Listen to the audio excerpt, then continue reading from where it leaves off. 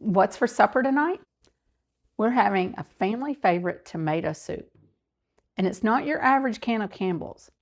I thought you might like to join me and see just exactly what it's all about. Hi, my name is Laura, and I invite you to make yourself at home as I make homemade tomato soup. The first thing I'm going to do is get some oil heating up in my pot. I turn the stove on about medium heat and put just a little bit of oil in the bottom of a pan. And then I'm going to start to prepare my vegetables. I'm starting to peel some carrots and get those prepared. One of the things I love about this tomato soup is you can add such an assortment of vegetables to this and just pack it so full of nutrition. Obviously, tomatoes are the star of the show, but today I'm going to add carrots, onions, and celery. A lot of times I like to add fresh garlic, and I typically add bell pepper, but I just didn't have any on hand today, and I did not want to go to the store, so we're just going with what we have. One of the other things that I really love about this soup is you can leave your veggies in pretty large chunks. You'll see when we get to the end that we're going to finish everything off in the blender, and it's going to do a lot of the work for us. So you don't have to spend a lot of time up front on your vegetables. And if you notice that really bizarre spot on the one carrot that I pointed out, I just got that cut out and chopped up the rest and salvaged it and got it set aside. And now I'm beginning to work on my onion. I know a lot of people aren't big fans of biting into onion, but never fear because this does get blended at the end. You get the benefits of the flavor without actually biting into the onion. My personal judgment is the more vegetables you can add to this, the more depth of flavor you're going to get to your finished product. And you see here, I'm adding my vegetables to the pot and I'm just going to start to get them softened.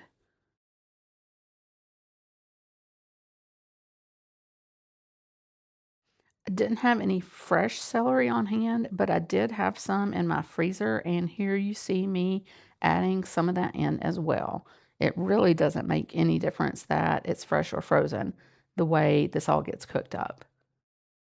If I ever do have fresh celery that's beginning to get just a little bit soft, I love to chop it and freeze it and pull it out in instances just like this. I'll usually put it in a Ziploc bag and try to keep it fairly flat so that I can break off a portion and just toss it in the pot. And now I've moved on to the star of the show, the tomato. I have 9 gorgeous Roma tomatoes that I have washed up. And one of the beautiful things about this recipe is you just cut up the tomato as is. You don't have to cut out any portion of the tomato before you add it to the pot. You can use any variety of tomato that you like in this recipe. I just find that if I'm purchasing tomatoes from the store, that Roma is very affordable and easy to work with. Now, if you grow a garden and happen to be blessed with a bumper crop of tomatoes, which a lot of people are, this is a great recipe and use for all of those fresh tomatoes.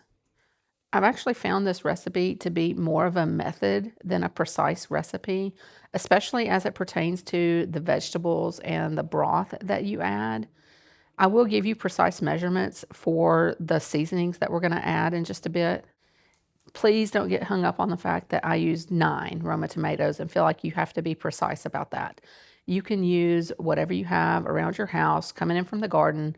You can use vegetables that are in the fridge and need to be used up. That is the beauty of this. And it's also a great way to sneak in those veggies for the ones in your household who may not be the best vegetable eaters. After I'd given my vegetables about 5 or 6 minutes to start to soften, I then added 5 cups of chicken stock. I allow my vegetables to simmer in the broth for about 20 minutes, and then I add my tomatoes and I allow them to simmer for about 10 more minutes. I do go in at this point and add some salt and pepper. I added 1 teaspoon of salt and a half teaspoon of black pepper. Just get those stirred in and incorporated. Let everything simmer away and let your tomatoes and all the other veggies get nice and soft. At this point, while the vegetables are all simmering nicely, I go in with my final seasonings. I add 1 tablespoon of dried basil and 1 tablespoon of dried parsley. You could always use fresh basil and parsley if that's your preference. I'm just using what I have on hand and it works just fine. Once everything has simmered nicely and your vegetables get good and soft, you're ready for the final step, and that is to blend everything together. So I find it easiest to take a measuring pitcher with a nice handle and begin scooping it into my blender. I usually do this in about 2 steps. I do about half of the soup at a time. You don't want to fill your blender up too full. Remember that you are working with very hot liquid at this point, so you need to be very careful. As I mentioned previously, this is not your average can of Campbell's soup.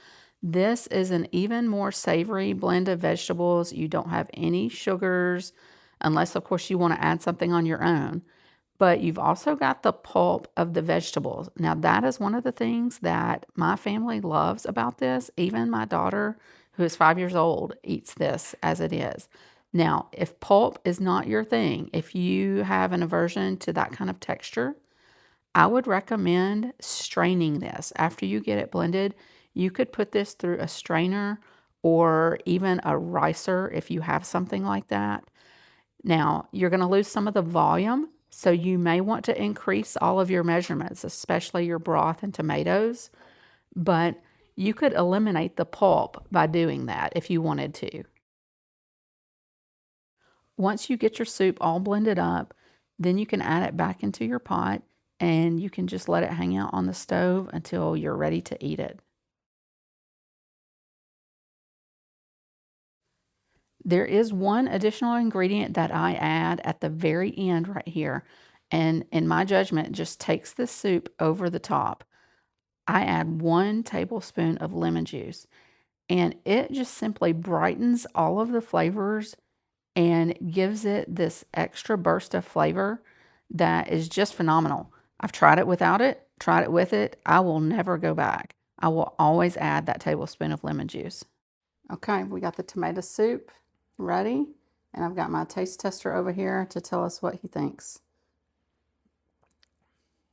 One of my favorites. Okay, so that's a winner. We're gonna put the camera down and have some dinner.